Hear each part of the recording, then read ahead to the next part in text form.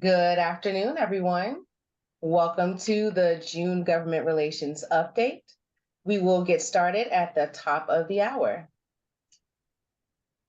And while you guys are coming in, feel free to drop in the chat where you're coming from, what you're doing, how you're staying cool.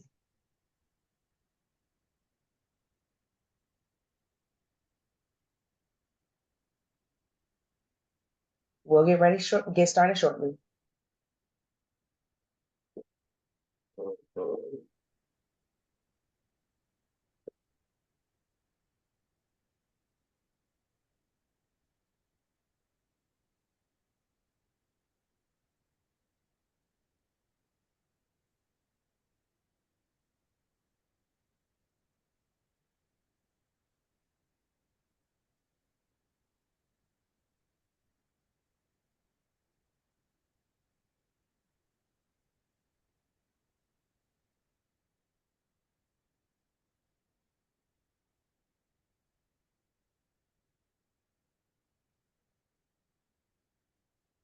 Okay, as we're waiting for the start, again, I want to welcome everyone to today's quarterly GR update. Please note that this Zoom webinar is being recorded. My name is Brandy Spears, and I'll be today's technology webinar moderator. I'd like to first go over a few housekeeping items before we get started. If you want to ask questions, please put those questions in the Q&A box. We will not be taking questions from the chat box. To ask questions of the moderator about NAEA or technical issues, or to chat with the greater webinar audience, please be sure to use the chat box. And remember, when making a comment to the whole webinar, to choose everyone. If you have a technical issue and you would like to send me a direct message, that is also an option.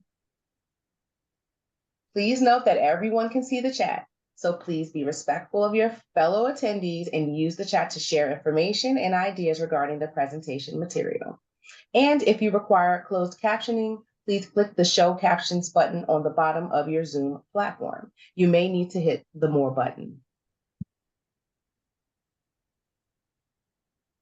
All right, so we still have a couple of minutes here. So before we hand it off, I'll just allow a few more people to come in.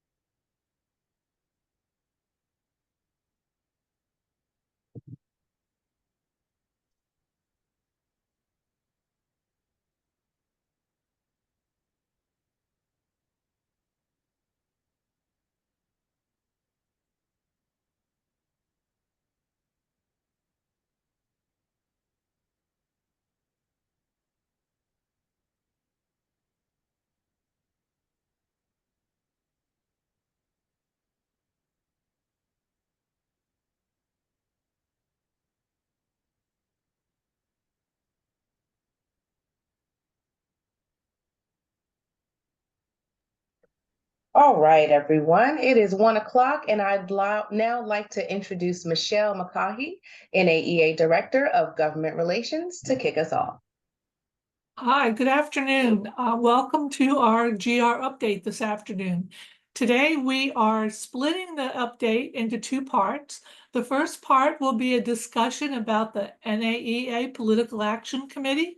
And then once that part is completed, we'll move on to Thad Inge's GR update. So the way the agenda is looking up, we start with the PAC and then we move to what's happening in Congress. Thad will talk about tax issues and tax extenders legislation, the 2025 potential for tax legislation, then looking forward to how the results of the election will shape tax policy. So it's my pleasure now to turn the microphone over to Al Thompson, who is chair of the NAEA Political Action Committee board, and he will kick off that part of the presentation. Al? Thank you, Michelle, and thank you all for joining us for this update. This is the first GR update that's included the PAC, and we welcome this opportunity to chat about the PAC with each of you. First, a little background. The NAEA PAC was formed in 2006 and helps select federal candidates who support effective tax administration and policies that support the EA profession. Our PAC sets NAEA apart as an organization that's serious about advocacy and government relations.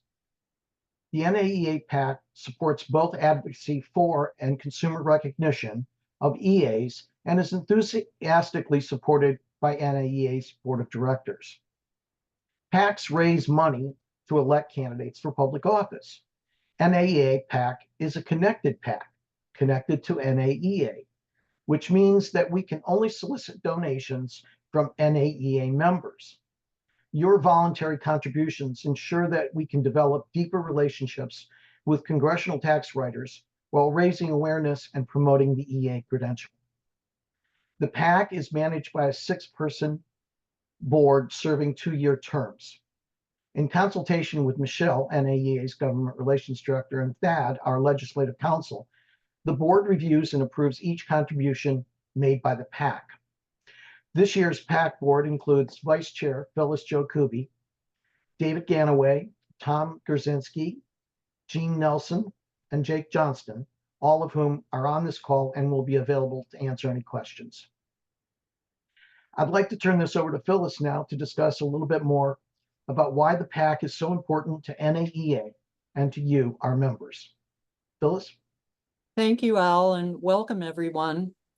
So the NAEA PAC is essential to advancing NAEA's advocacy efforts on Capitol Hill.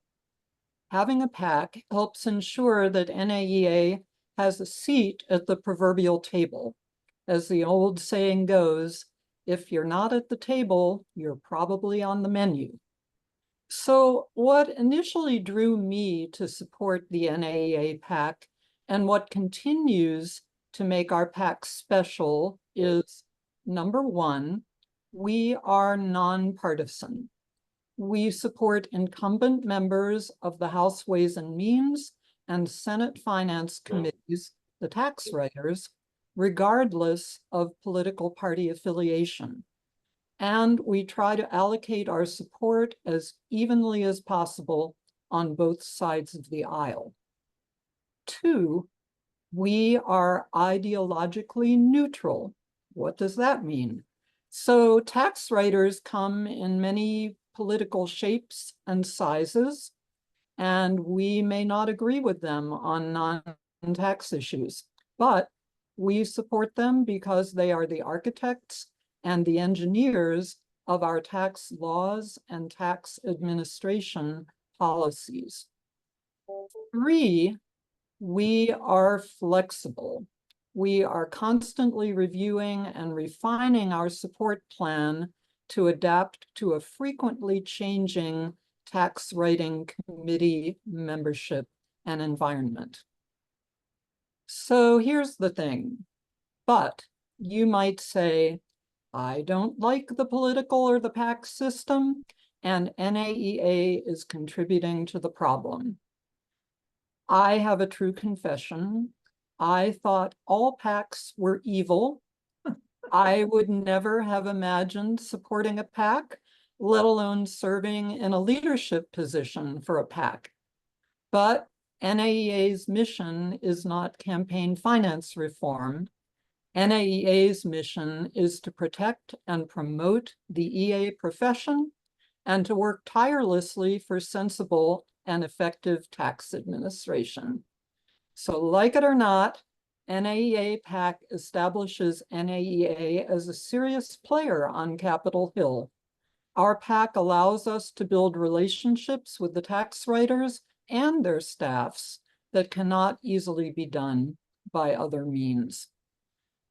Think of NAEA's government relations advocacy toolbox as a three-legged stool. One, we have grassroots activity, that's members meeting directly with their representatives. That would be fly-in and local visits. Two, we have the NAEA PAC, and that provides relationship building through attending and hosting fundraising events. NAEA's terrific GR team attends, and sometimes the PAC board and other NAEA members have attended. So no specific legislation or agenda is discussed at these events. They are informal social gatherings and foster greater understanding and development of these important relationships with the tax writers. Finally, we have our direct lobbying, and those efforts involve meetings in congressional offices, advocating for, or sometimes against, specific legislation or talking points. So, how does this all work? NAEA PAC is funded, first of all, by NAEA members, by you. Contributions are voluntary and must be made from personal funds. PAC contributions are not tax deductible. Members can contribute up to $5,000 each calendar year. 100% of members' PAC contributions go toward candidate support. And on a global level, PAC contributions are limited. A PAC can contribute only up to $5,000 to a candidate's primary election fund and up to $5,000 to a candidate's general election fund. So what this means is that over the years, NAEA PAC has grown to the size where we basically have the same clout as much larger organizations, such as the AICPA, Grant Thornton, H&R Block, and others. So NAEA PAC gives NAEA, an enrolled agent, a seat at that table, making NAEA PAC a critical advocacy tool for NAEA, and it is also the only one that requires ongoing, widespread member financial support. So, as a practical matter, does NAEA PAC simply mail checks to the incumbent tax writers? Nope. Although we do mail checks, all contributions are tied to fundraising events sponsored by the candidate's election campaign operations. NAEA PAC receives many invitations, and each event requires a monetary contribution. The NAEA PAC board, as Al said, approves each expenditure, and when NAEA GR staff attend these events, they can meet and greet in a relaxed, informal, and even fun atmosphere. Sometimes PAC board and other NAEA members attend too. I've had the pleasure of attending one or two meetings myself, and it's truly fascinating. Most of the events are in Washington, D.C. This is the relationship building leg of our three-legged government relations stool. Attendance at these PAC events raises awareness of EAs, not only with Congress, but also with all the other organizations that have attended these meetings. So it's really important way to raise awareness of EAs too. So Thad, being that you attend a lot of these events, would you be willing to give us more insight into how these fundraising event interactions work in real life? Absolutely, I will. And first I'll say, if it looks like I was being slow turning the slides, my computer was a little sticky there, but I think I've got it figured out now. So sorry if there was a delay in the slides. But no, thanks, Phyllis and Al and Michelle. And, you know, I think of the PAC as a very valuable tool in the toolbox for NAEA. There's no silver bullet when it comes to federal advocacy. There's so many interests in DC trying to get Congress's attention, trying to get their issue elevated to the point that action can be taken or concerns can be considered. And so it really does take a multi-pronged approach. A lot of what we do every day is kind of the shoe leather lobbying, which is going to meet with staff, attending hearings, weighing in on issues, educating folks just through the normal course of their jobs. But you really do want to hit an office from multiple levels for them to really appreciate your issue and be willing to dig into it a lot of times. And what a PAC does is it gives us access to the members. So much of the work in Congress is done by staff. But if you can get to the member and really educate them about your industry, get to know them, build a relationship with them, it just adds another layer where the office is going to be more willing to understand, to take action, but also just to understand your concerns and be aware of them.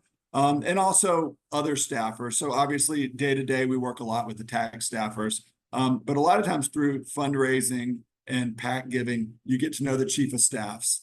You get to know potentially the political person for the congressman who's handling their political activity, their fundraising, that kind of thing. And so, you know, events take all different shapes and forms. Sometimes they're with other organizations with similar interests. And so you're you know, in a room with other associations and companies, which can have pros and cons. And then we've also done our own events and other small things where maybe we have a coffee with a member of Congress. We have done some stuff out in the field. I know that we had a lunch with Dwight Evans, who's a congressman on Ways and Means in the Philadelphia area.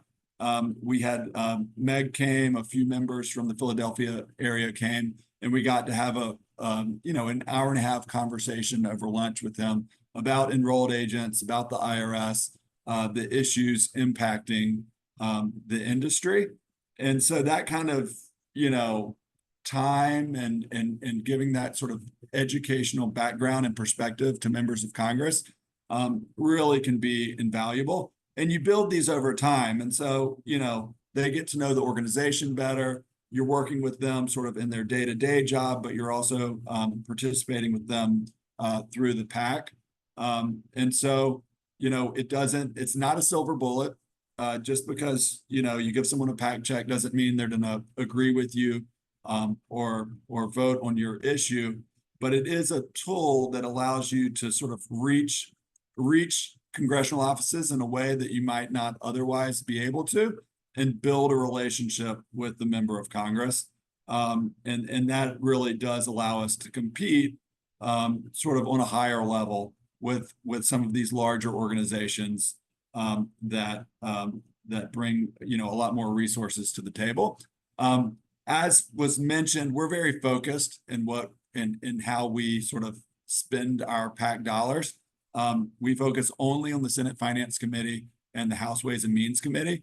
And I think that was really smart when it was put into place before my time, because it does allow us to sort of target those members that have the biggest impact on our industry, make our dollar spread a little further, and build relationships with them over time.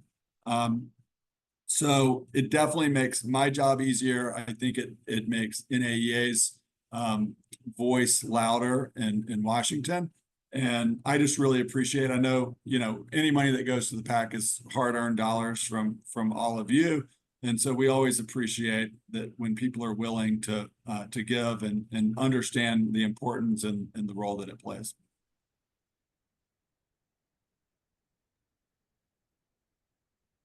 Thank you so much, Thad. Al, did you want to wrap up? I believe my computer is going to act up, but Oh, what I would like to say, the question is, what can you do to help? And the answer to that question is you can donate to the NAEA PAC today. I think we might have We lost. might have lost you, Al. I'll pick it up. Yes, definitely donate to the NAEA PAC today. We have a 2024 fundraising goal of $110,000. Please help us support NAEA's wonderful advocacy efforts.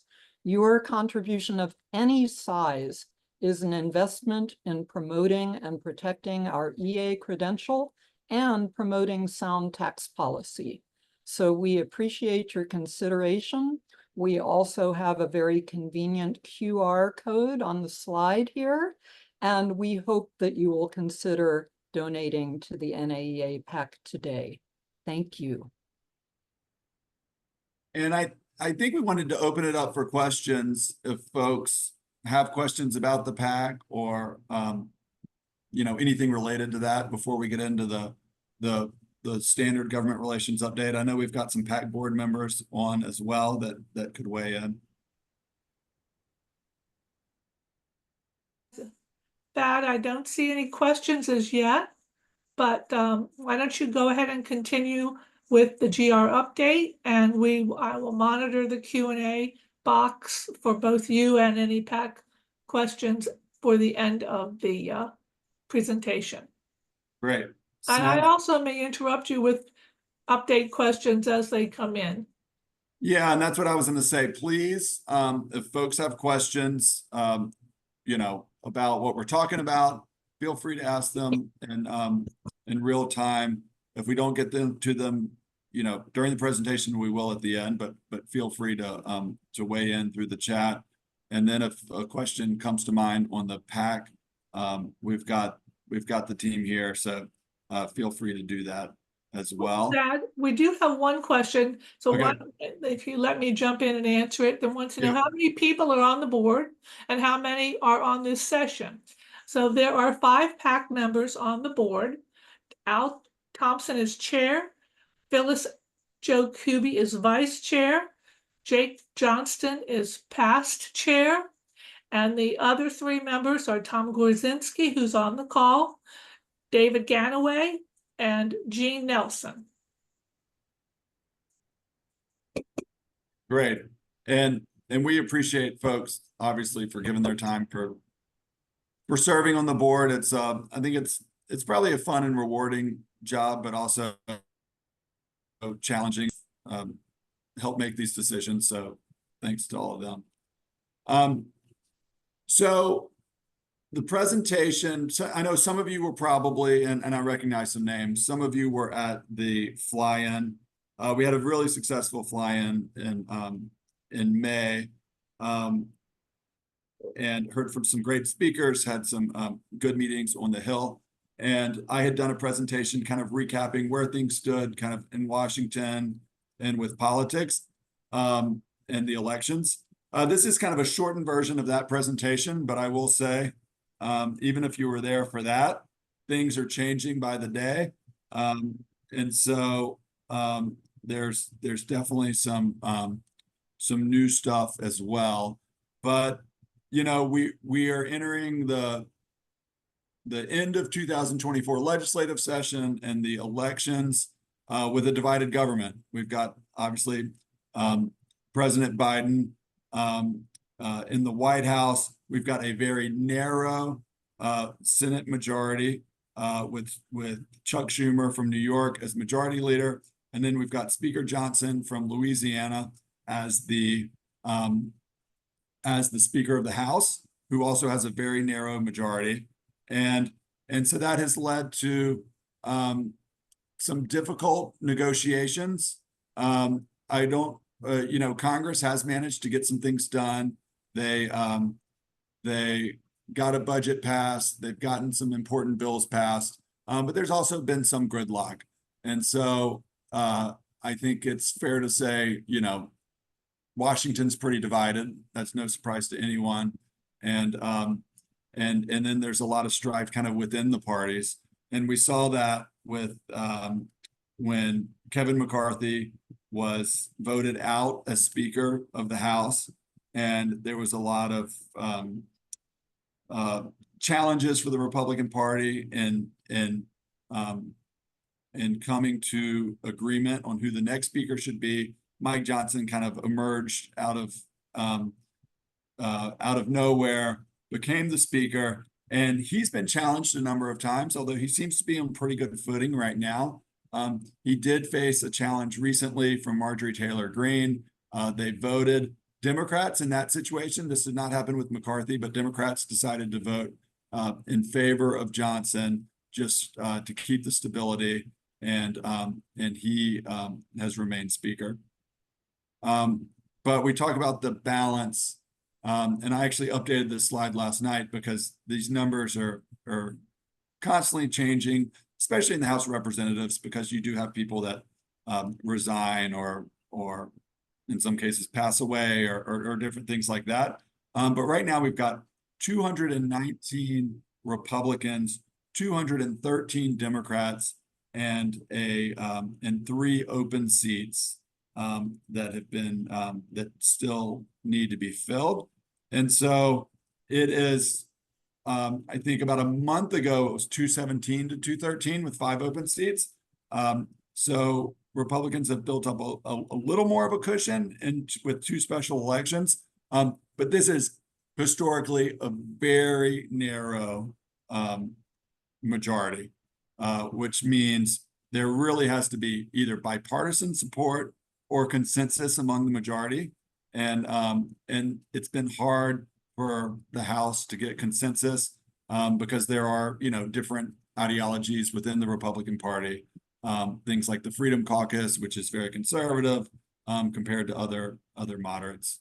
The Senate, also very narrow. Last Congress, we had the 50-50 Senate with the Vice President being the tiebreaker for Democrats. This year, it's 51-49. As a lot of folks know and always like to say, to get real legislation done in the Senate, you often need 60 votes because that allows legislation to get over the filibuster through something called a cloture vote. And so it's very hard to ram through legislation in the Senate with just 51 votes. You often need 60 votes. And so even with the divided government within the Senate, you often have to have some level of compromise. There can be exceptions through different procedures, and you do have the majority party setting the agenda, deciding what gets votes, controlling the committees. But it really requires some bipartisan consensus to really pass legislation.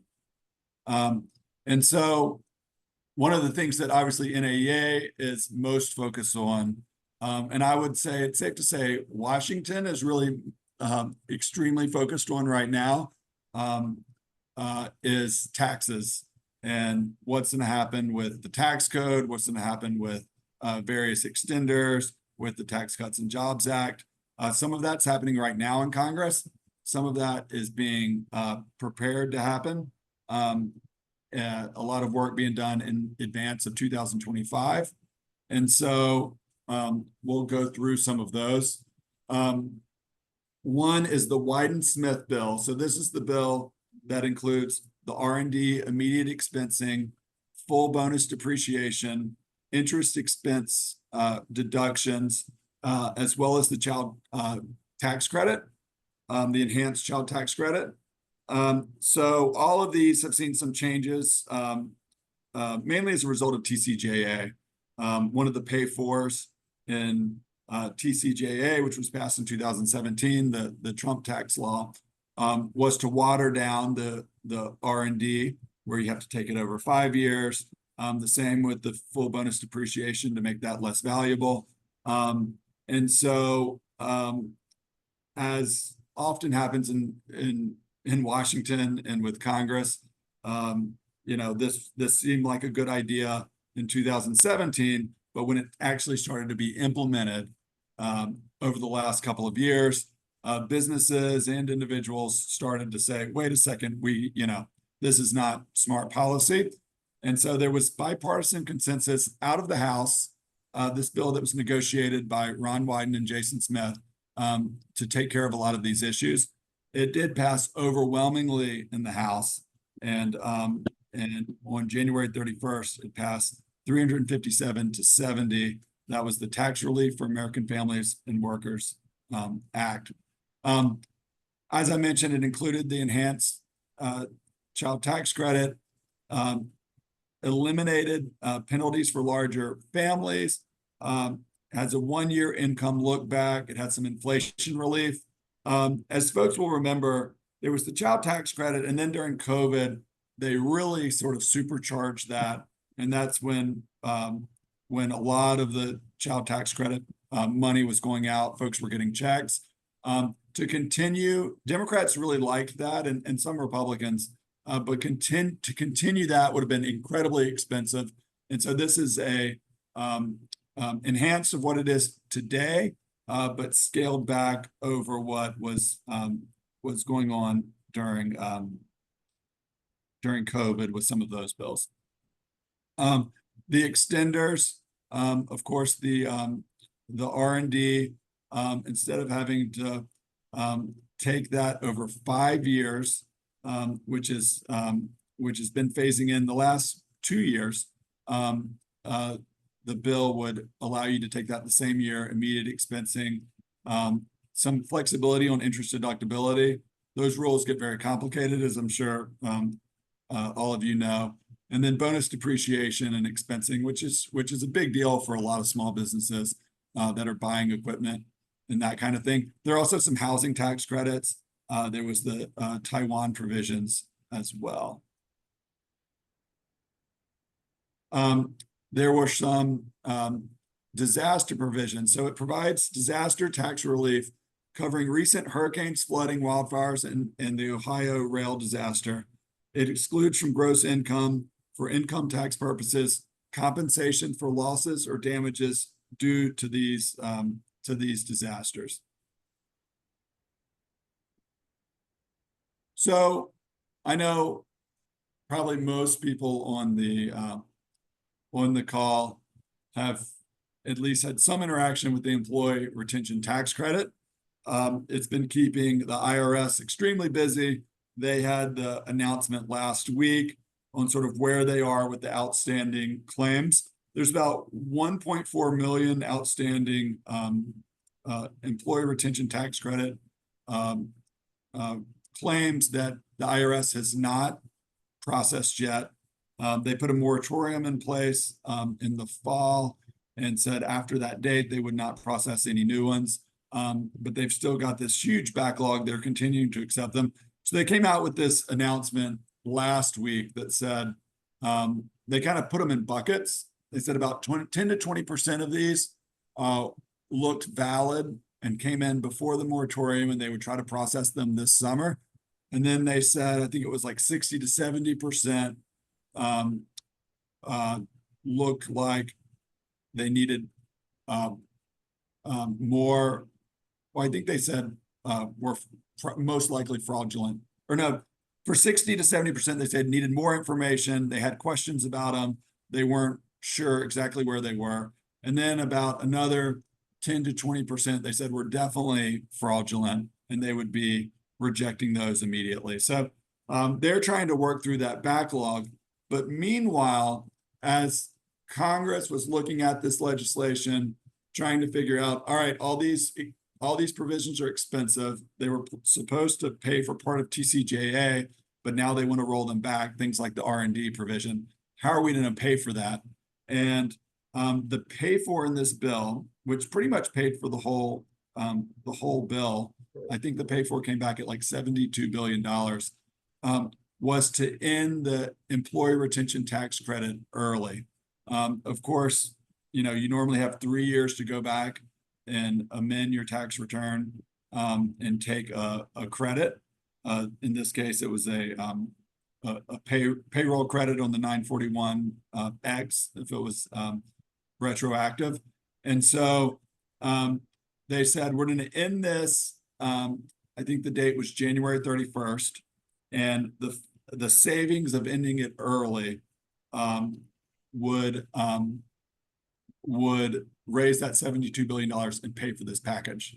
The interesting thing is this came out in, months ago, in January.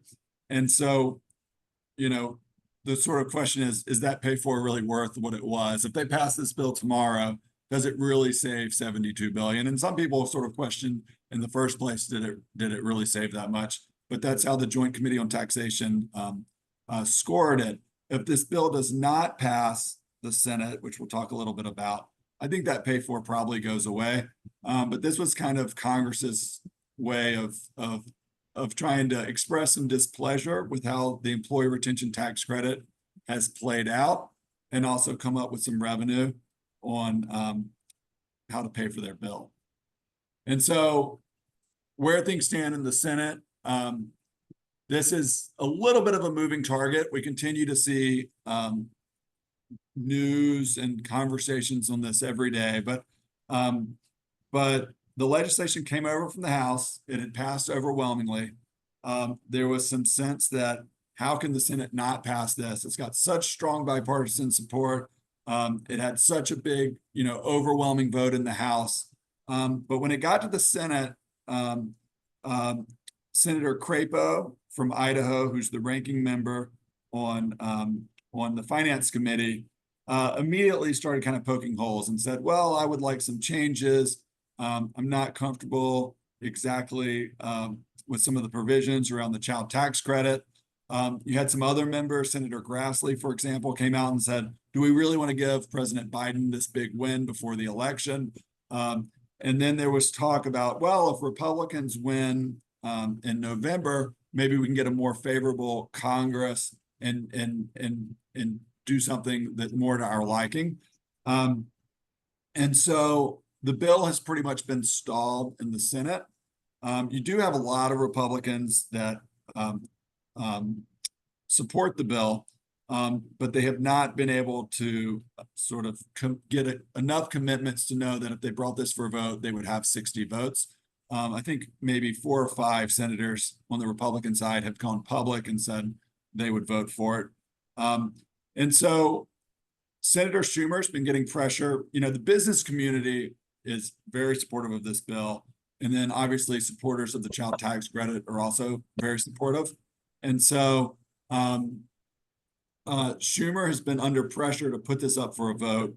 He has said that he didn't want to unless he thought he had the 60 votes to actually move it forward. But a number of Democrats now are saying, let's put it up for a vote. If Republicans want to vote it down, at least they would be on the record for that. And so it's in the mix for potentially getting a vote before they leave for the August recess. So sometime in July, but they do have limited floor time, and there are a couple of other bills that it's up against. So I think it's probably a 50-50 chance, maybe even a little less, that they put this up for a vote before the end of July. And conventional wisdom is that Republicans would probably stick together since we are getting close to the election and vote it down. But it would be hard for, it'd be a hard vote because a lot of the policies in there, various members support. When they come back in September, potentially you could get a vote then, but then you're getting very close to the election. And so if this does stall for good and die in the Senate, then it's going to get kicked into tax reform next year, which we're going to talk about. And it probably makes it harder to do these provisions retroactive. And so while some of these might get taken care of moving forward next year, it's probably hard to see that they would retroactively go back to, for example, 2022, 2023 on the R&D and fix that. And there are, you know, a lot of folks that went and sort of borrowed money, did different things to pay those R&D taxes on the small business side, hoping that this would get fixed retroactively. So I think there is some real, you know, some real impact. Maybe some of you guys are seeing that with your clients. So the big Super Bowl of taxes, which, you know, it really is amazing. This is other than the election, this is kind of the topic of the day in Washington right now, is the fact that the Trump tax cuts, the 2017 Tax Cuts and Jobs Act, many of those provisions, especially on the individual side, are expiring at the end of 2025, and Congress, you know, needs to act. I saw a breakdown of the numbers yesterday.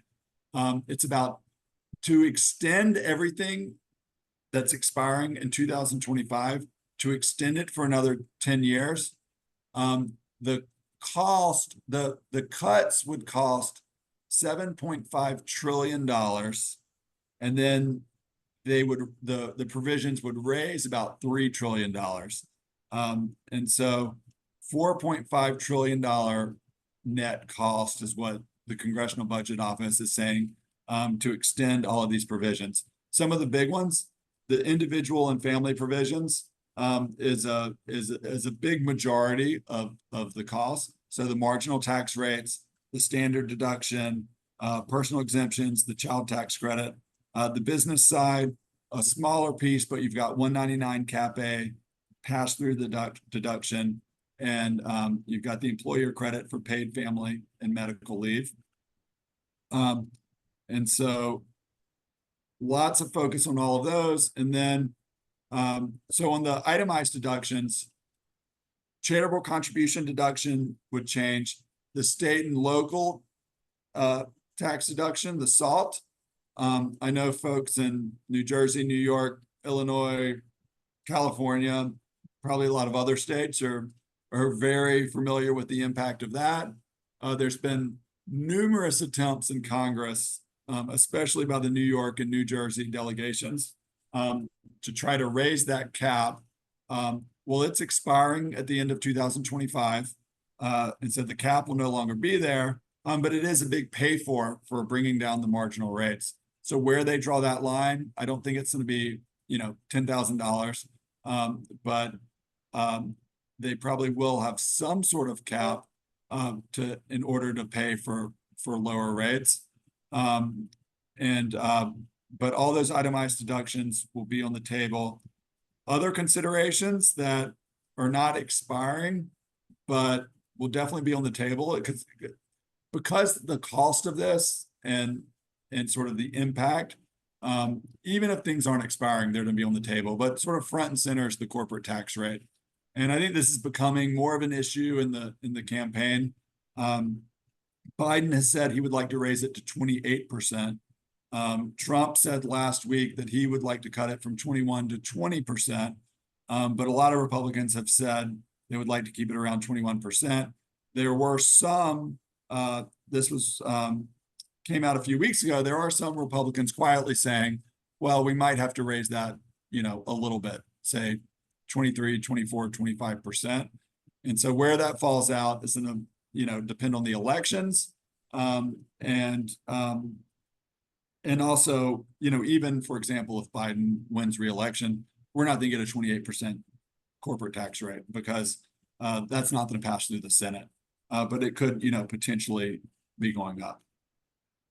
So this is that that Congressional Budget Office estimate that I walked through earlier. A net cost of $4.6 trillion. One question is how much has to be paid for? In 2017, they had about $1.5 trillion surplus that they were working with. So it was kind of a different calculus. Traditionally, tax cuts haven't always needed to quote unquote be paid for because it's basically allowing taxpayers to keep more of their own money. And so it hasn't always been viewed as an expenditure.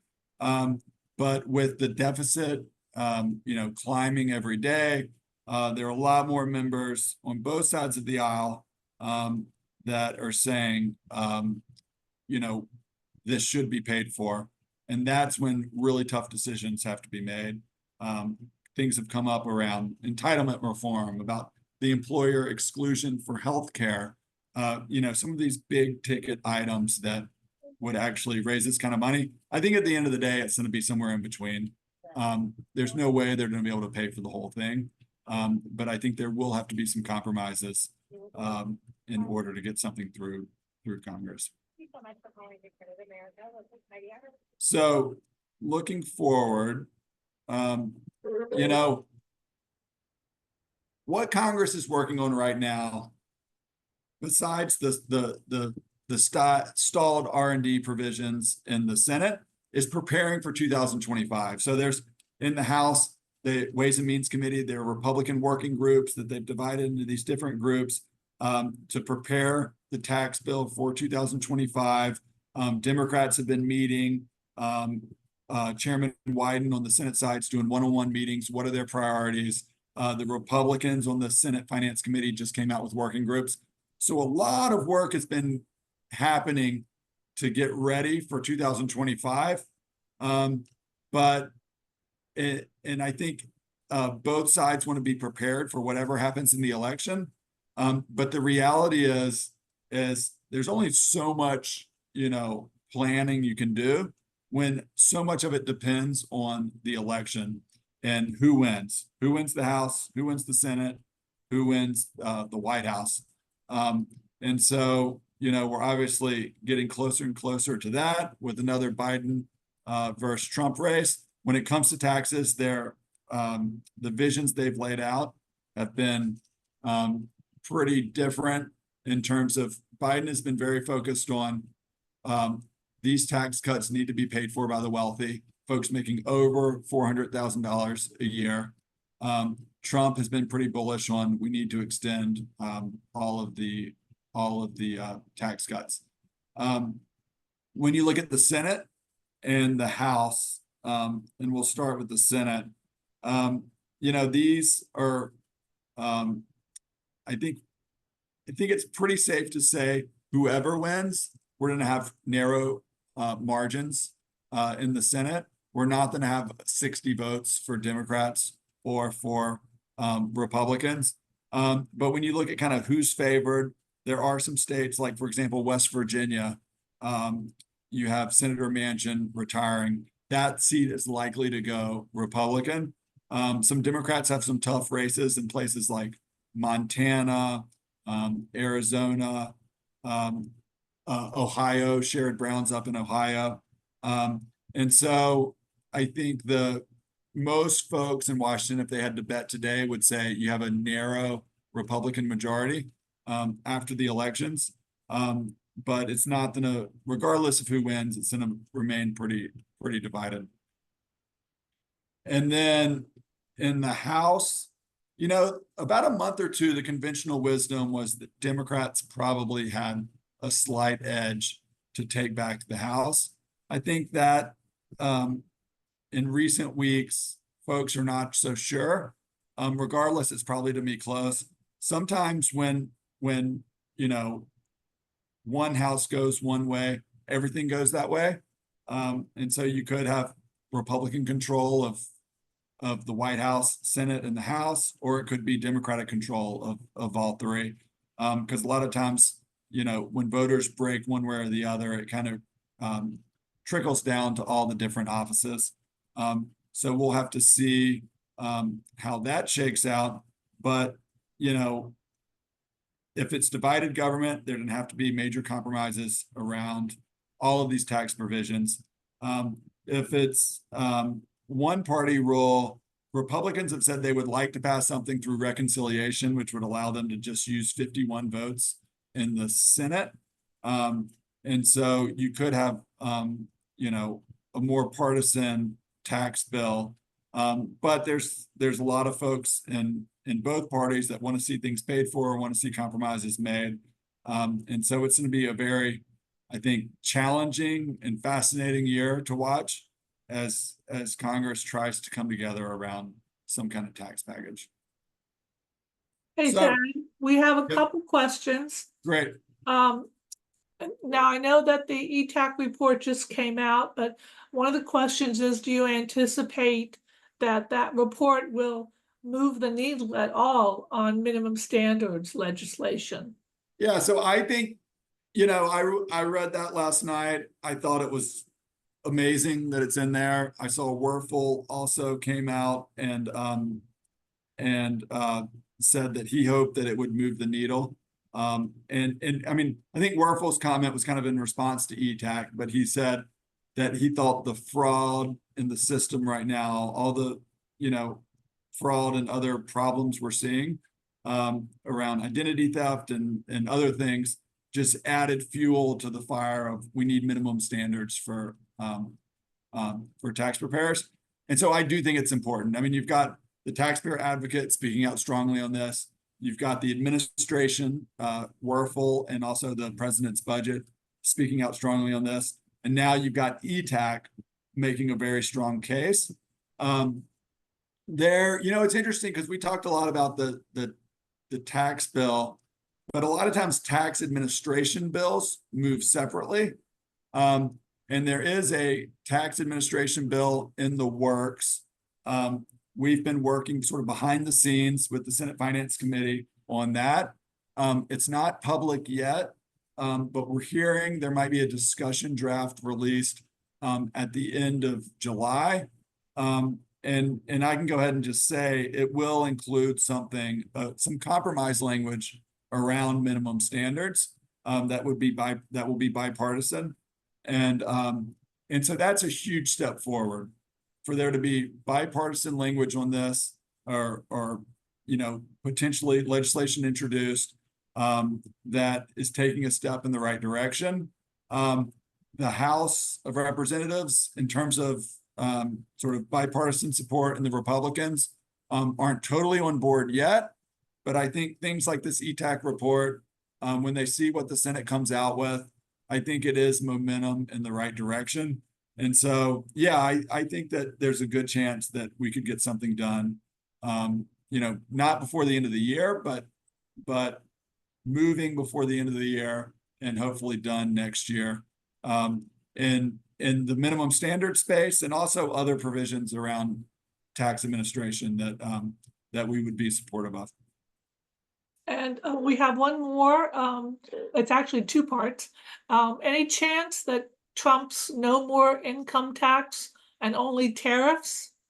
Is there any chance that I guess there'll be anything done about that, and any talk about Social Security, or are they all burying their heads? Yeah, so great question. So Trump's had come out with a lot of stuff. I mean, one that he came out with recently was around taxing tips. He was in Nevada. He said, we're not going to tax tips anymore. And so that was I don't know if I'd say big announcement, but it kind of, it sent ripples because that has, first of all, that's very expensive. And then second of all, that has ripple effects on other things like Social Security, for example. If the service industry is not declaring that income.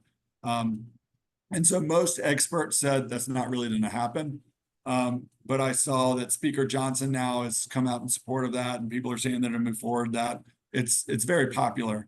And the tariffs, I mean, the thing is you could raise a couple of $100 billion potentially from tariffs. You're not going to raise $5 trillion. And so Trump can talk about, we'll pay for something with tariffs, and you can pay for some stuff with new tariffs. You're not going to raise $3, $4, even $1 trillion off of tariffs. The math just doesn't work. And so that's not going to happen. Income tax, not going away. I think that's probably safe to say.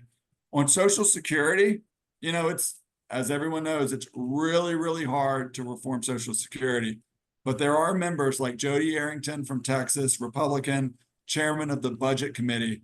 He's saying, if we're going to pass all these tax cuts, we have to look at Social Security, we have to look at entitlements. And so those things aren't off the table. Those conversations are going to potentially going to happen. Whether they actually get done, is there actually the political will to reform Social Security?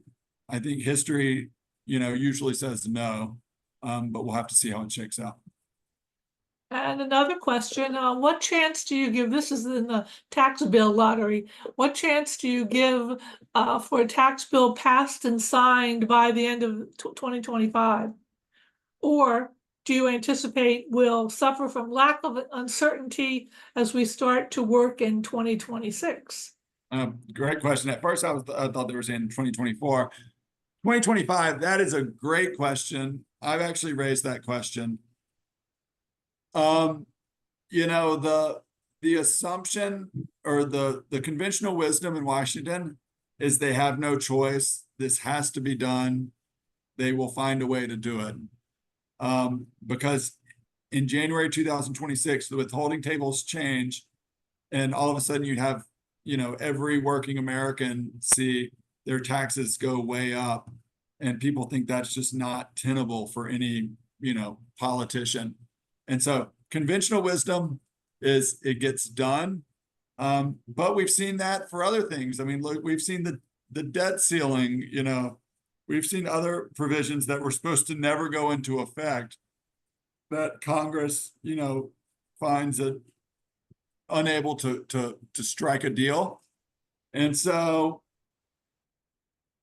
there is a chance of that. I wouldn't put a high percentage on it, because I do think that the incentives are there for Congress to get something done, but it's really hard to make these compromises. So a lot's going to depend on what happens with the elections, but there is a chance that we get into 2026, don't have a tax bill.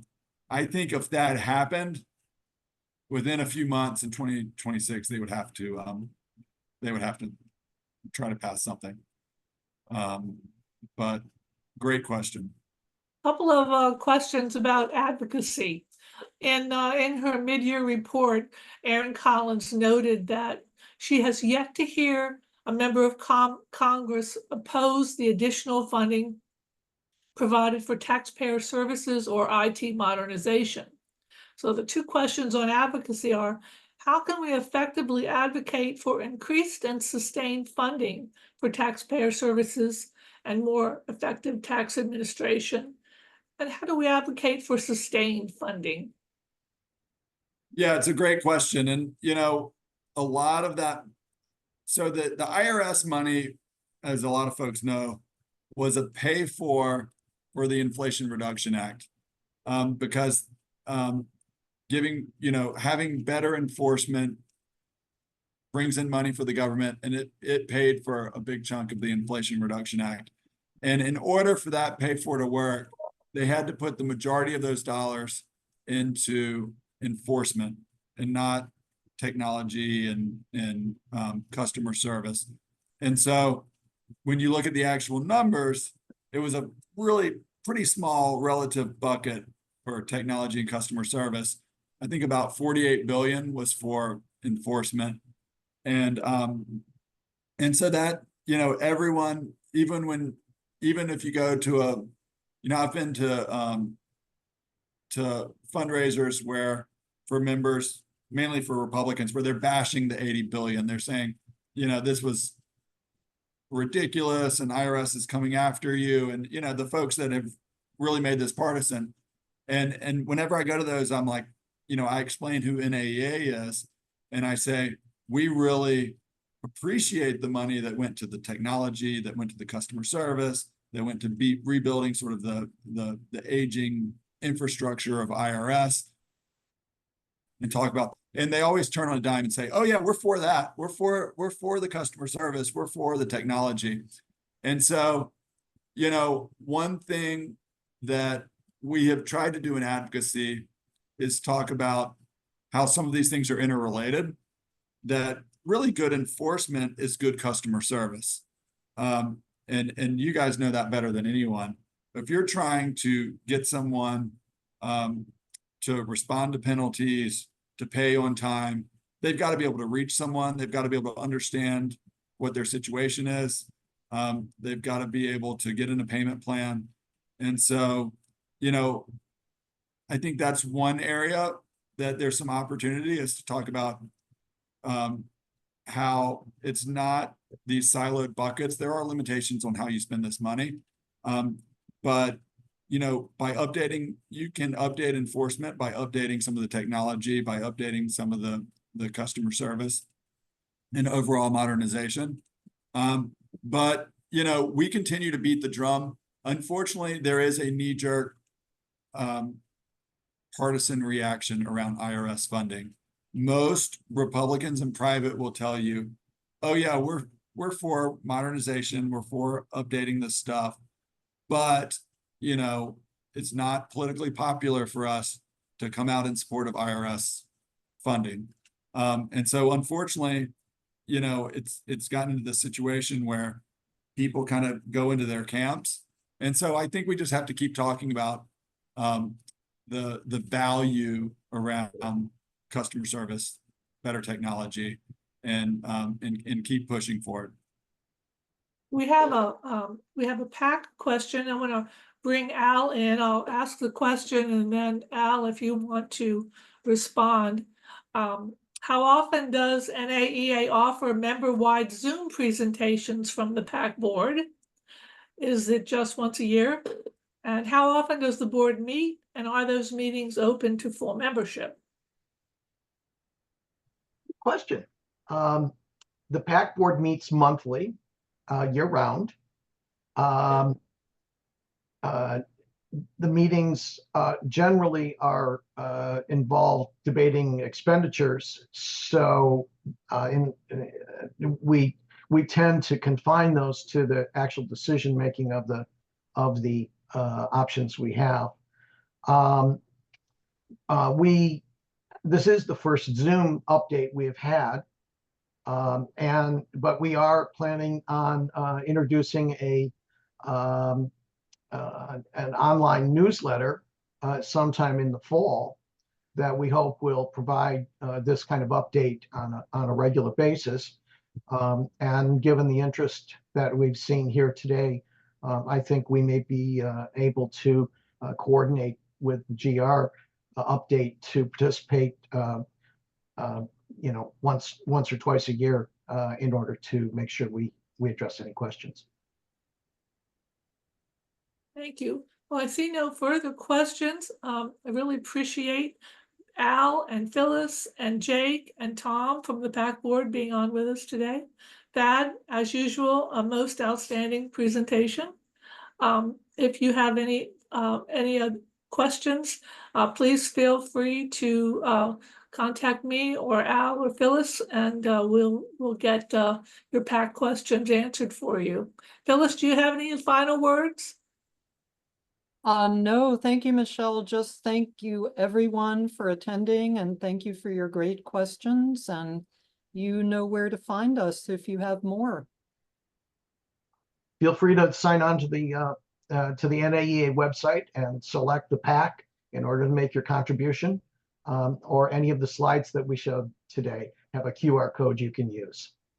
Thanks a lot for your support. You took the words right out of my mouth. Thank you, Tom. Thank you, Jake. Thanks, everyone. Appreciate it. Okay. Any last words from you, Thad?